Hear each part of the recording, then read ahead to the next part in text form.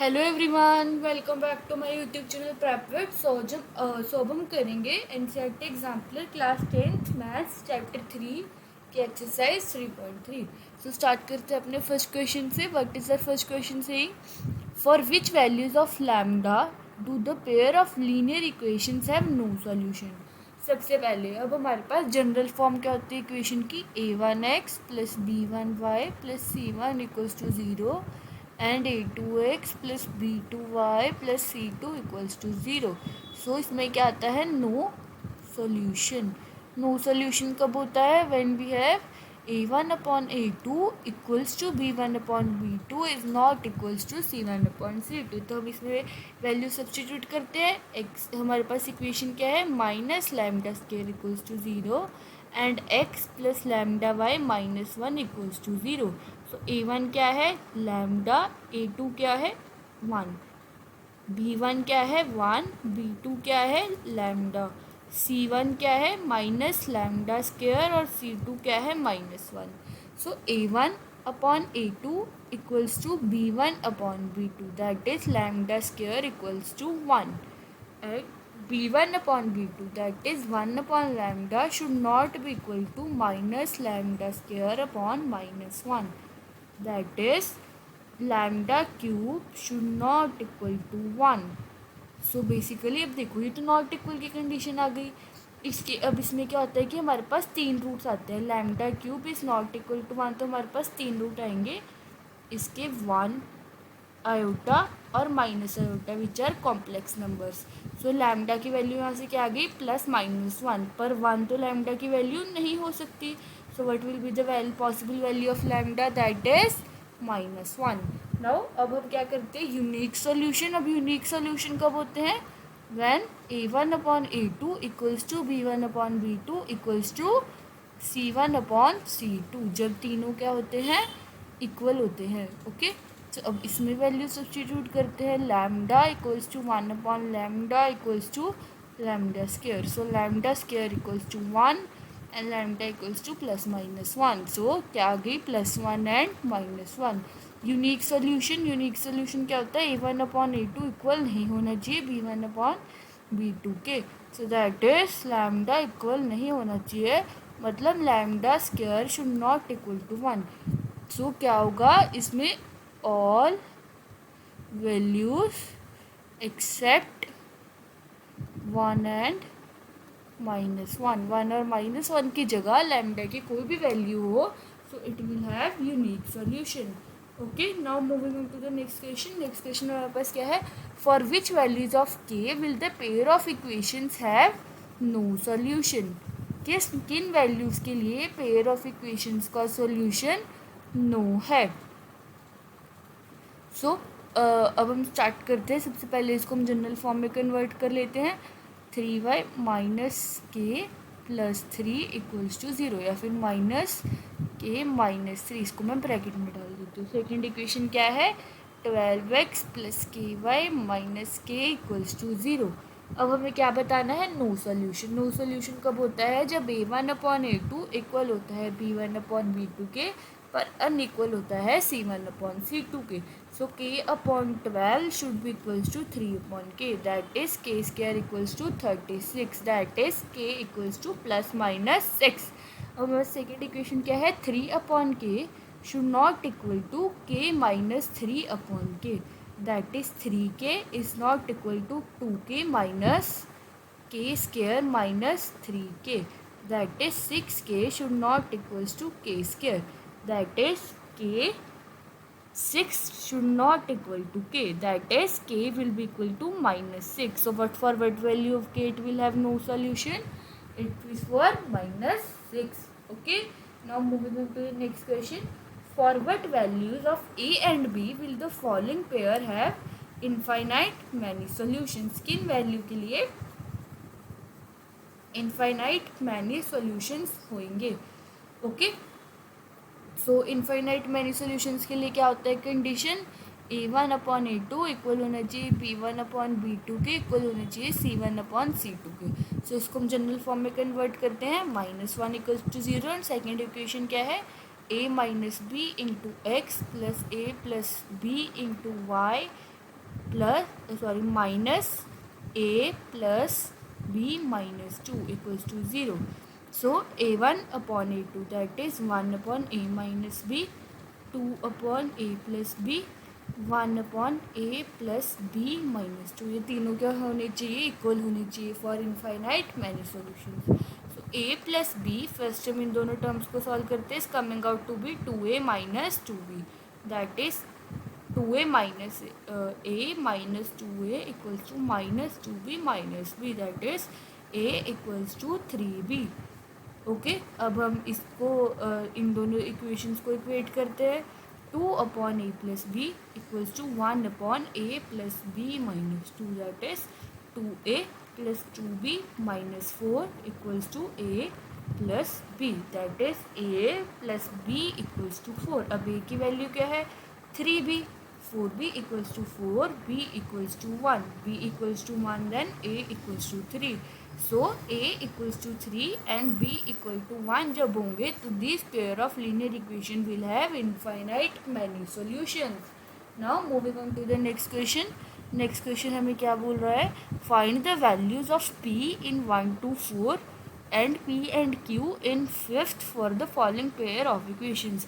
हमें अलग अलग पार्ट्स दिया और हमें उनमें p और q की वैल्यूज़ फाइंड करनी है जहाँ जहाँ पे वो मेंशन है. ओके, सो हम स्टार्ट करते हैं फर्स्ट पार्ट से. सो फर्स्ट पार्ट हमें क्या बोल रहा है? These two equations, if the line intersecting by these equations are parallel lines means no solution. No solution means a1 upon a2 equals to b1 upon b2 but not equals to c1 upon c2. So a1 upon a2 equals to b1 upon b2 but not equals to c1 upon c2. So 1 upon 2 1 upon 2 ये तो equal आ रहे हैं. सो हमें क्या p की value find करनी है. So 5 upon p equals to 1 upon 2. p equals to 5 into 2 which is 10. So value of p is 10 in the first case. Now moving on to the second part. Second part हमें क्या बोल रहा है? We have this equations. पहले हम इसको general form में convert कर लेते हैं. -1 equals to 0 and px minus y minus 1 equals to 0 अगर उनका नो सॉल्यूशन है. अब नो सॉल्यूशन कब होगा? a1 अपॉन a2 इक्वल होना चाहिए b1 upon b2 but equal नहीं होना चाहिए c1 अपॉन c2. सो इसमें हम वैल्यू सब्स्टिट्यूट करते हैं. a1 अपॉन a2 इक्वल होना चाहिए b1 अपॉन b2 पर इक्वल नहीं होना चाहिए c1 अपॉन c2. सो यहाँ क्या आ गया? 1 equals to p square and p equals to plus minus 1 but p should not equal to minus 1. So p comes out to be 1. So p comes out to be 1. In the third case, these two equations are intersecting at a unique point. Unique point means a1 upon a2 should not equal to b1 upon b2. That is a1 upon a2 should not equal to b1 upon b2. 9 upon 5 should not equal to 2p. That is p should not equal to 9 upon 10. It will have unique solution for all values except 9 upon 10. Now moving on to the next questions. Next part, 2x plus 3y minus 5 equals to 0 and px minus xy minus 8 equals to 0 if the pair of equations has a unique solution. Same for unique solution, this condition will be there. So 2 upon p should not equal to minus 3 upon 6. So basically p should not equal to 12 upon minus 3, that is p should not equal to minus 4. All values will be give unique solution except minus 4. Moving on to the fifth part, the last part, which says if the pair of equations have infinite many solutions. For infinite many solutions, we have a1 upon a2 should be equal to b1 upon b2 should be equal to c1 upon c2. That is all the three ratios should be equal. So पहले हम इसको general form में convert कर लेते हैं. 3y minus 7 equals to 0 and 2px plus p plus qy minus 28 equals to 0। Okay, so अब हम क्या करते हैं, इसकी रेशियो फाइंड करते हैं। 2/2p equals to 3/p plus q equals to 7/28। So यहाँ से क्या आ जाएगा, 1/4। 2/2p should be equals to 1/4, that is p should be equal to 4. Okay, now 3/p plus q should be equal to 1/4. p की value 4 है, so 12 is 4 plus q and q comes out to be 8. So we have p equals to 4 and q equals to 8. Now moving on to the next question, that is the fifth one. Fifth question हमें क्या बोल रहा है, two straight paths are represented by this equation, check whether the paths are crossed और not. अब देखो, हमें बताना है कि वो पाथ एक दूसरे को क्रॉस करेंगे या नहीं करेंगे। क्रॉस का मतलब क्या हुआ यहाँ पे, क्रॉस ईच अदर मतलब इंटरसेक्ट ईच अदर और नॉट। अब इंटरसेक्टिंग लाइंस कौन बनाता है, जो यूनिक सॉल्यूशंस बनाते हैं। So we have to check that whether they gives unique solution और नॉट। सो हम इसको कन्वर्ट करते हैं जनरल फॉर्म में, +6y - 5 equals to 0। So unique solution के लिए क्या होना चाहिए, a1/a2 should not equal to b1/b2। So a1/a2 should not equal to b1/b2। So but this is equal, ये तो इक्वल आ रहा है। 1 - 2 is coming out to be 1/-2। So no, they will not intersect, they will not cross each other. Okay, तो अब हम चलते हैं नेक्स्ट क्वेश्चन की तरफ। देखो अब नेक्स्ट क्वेश्चन क्या है, हमें दो इक्वेशंस दी हैं, this and this, then find the value of this equation and this equation. इन दोनों की वैल्यू को फाइंड करने के लिए हमें पहले x और y की वैल्यू को फाइंड करना पड़ेगा। तो अब ये सॉल्विंग ऑफ इक्वेशंस शुरू हो गया। अब सॉल्विंग ऑफ इक्वेशंस के लिए हमारे पास दो मेथड्स होते हैं। First is elimination method, elimination, and second is substitution method, second is substitution.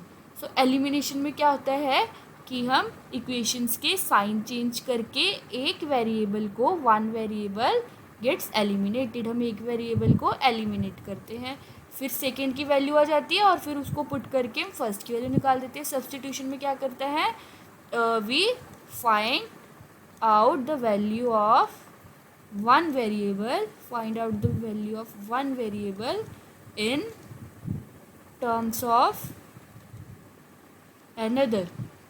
अगर हमारे पास दो वेरिएबल्स है x एंड y, तो हम x की वैल्यू y के टर्म्स में फाइंड कर लेंगे, उसको सेकेंड इक्वेशन में सब्स्टिट्यूट कर देंगे तो हमारे पास y की वैल्यू आ जाएगी। तो y की वैल्यू फाइंड करके we will back go on to the value of x to find it. So ये होते हैं हमारे पास दो methods, elimination and substitution of solving of equations. तो अब मैं क्या करूँगी, मैं यहाँ पे फर्स्ट आपको ये जो सेवेंथ क्वेश्चन है ये मैं आपको सिखाऊंगी एलिमिनेशन मेथड से, और जो एट्थ है वो हम करेंगे सब्स्टिट्यूशन मेथड से। ओके, सो अब हम करते हैं अपना सेवेंथ क्वेश्चन। तो सेवेंथ क्वेश्चन हमें क्या बोल रहा है, दो इक्वेशंस दी हैं, 2x + y equals to 23, 2x + y equals to 23, 4x - y equals to 19। अब देखो यहाँ पे मुझे साइन चेंज करने की भी ज़रूरत नहीं है। यहाँ पे देखो y एक प्लस का एक माइनस का है, तो दिस विल सिंपली एलिमिनेट। तो यहाँ पे क्या बच जाएगा, 6x इक्वल्स टू, दोनों प्लस हो रहे हैं, 2 3 4 42। तो x की वैल्यू क्या आ गई, 6 8 ज़ा 48 8। सिमिलरली मुझे y की वैल्यू फाइंड करनी है, तो मैं क्या करूँगी, x को इस इक्वेशन में सब्सटीट्यूट कर दूँगी। 16 + y इक्वल्स टू 23। तो y क्या आ गए, 23 - 16 विच इज़ 7। ओके, सो अब हम क्या करेंगे, we have to find the value of 5y - 2x। तो इसमें सब्स्टिट्यूट कर देंगे, 5 × 7 - 2 × 8, that is 35 - 16, that is 19, that is 19। Okay, so इसकी वैल्यू क्या आ गई, 19। सेकेंड क्या है हमारे पास, y/x - 2, that is 7/8 - 2, that is 7 - 16/8, that is -9/8। इसकी वैल्यू क्या आ गई, -9/8। ओके, तो ये था हमारा एलिमिनेशन मेथड कि हमने एक वेरिएबल को एलिमिनेट कर दिया, फिर उसकी वैल्यू निकाल ली जो हमारे पास वेरिएबल बचा, फिर उसको सब्स्टिट्यूट करके एलिमिनेटेड वेरिएबल की वैल्यू निकाल ली। ओके, सो अब हम चलते हैं अपने नेक्स्ट क्वेश्चन की तरफ, जो कि है find the values of x and y in the following rectangle. ये जो रेक्टेंगल दिया है इसमें एक्स और वाई की वैल्यूज़ को फाइंड करना है। सो अब हम देखते हैं। अब मैं इसमें कौन सा मेथड को अप्लाई करूँगी, सब्स्टिट्यूशन मेथड में इसमें अप्लाई करूँगी सब्स्टिट्यूशन मेथड को। ओके, सो देखो अब हमें पता है कि रेक्टेंगल की ऑपोजिट साइड्स इक्वल होती है, ये वाली साइड इसके इक्वल होगी और ये वाली साइड इसके इक्वल होगी। तो यहाँ से क्या आ जाएगा, हमारे पास दो इक्वेशंस आ जाएंगी, x + 3y = 13 and 3x + y = 7।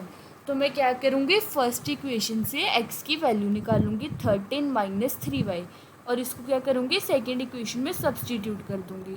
13 - 3y + y = 7।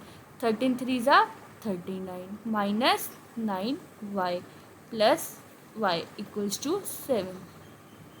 तो क्या हो गया, 39 - 8y = 7।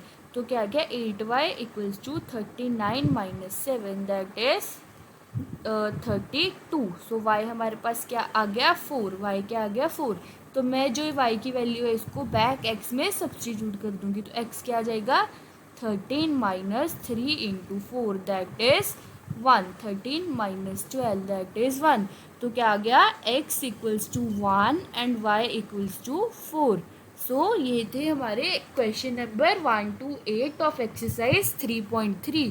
नेक्स्ट की क्वेश्चन हम नेक्स्ट वीडियो में करेंगे। So this is all for today's video. Hope so आपको समझ आया होगा। Thank you.